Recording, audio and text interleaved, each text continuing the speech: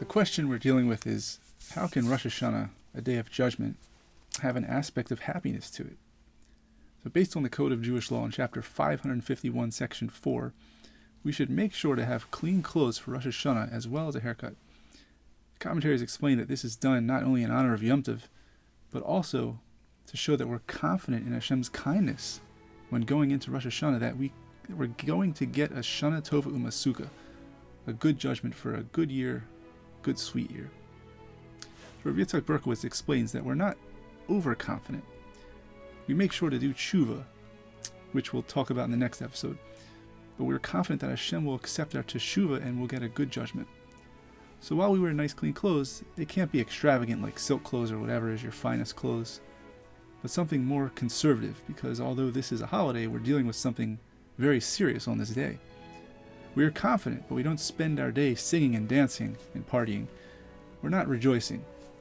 It's a serious time, which has to be reflected in our clothes. But where exactly is the joy?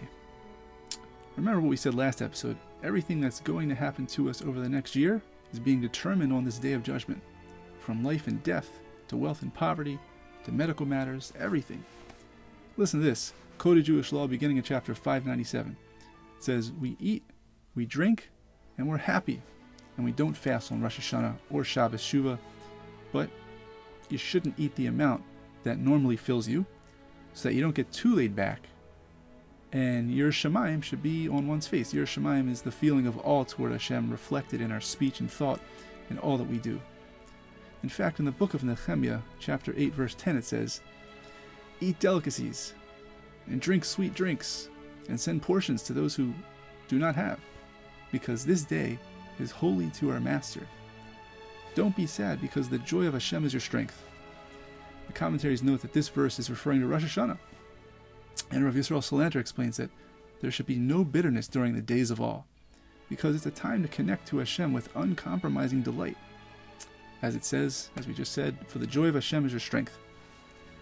And also, when we leave the synagogue after prayers, one of the books of Jewish law states that we should walk in a calm and relaxed manner, happy and in good spirits, trusting that Hashem has listened to the sound of our prayers and shofar with mercy. The happiness has to be slightly toned down, of course, due to the judgment taking place. But how awesome is that? The day of judgment is also a day of happiness and confidence. The next episode will delve into the ultimate life-changing job that we have the opportunity to do every day, but especially during the high holidays, a job that can change us forever, literally.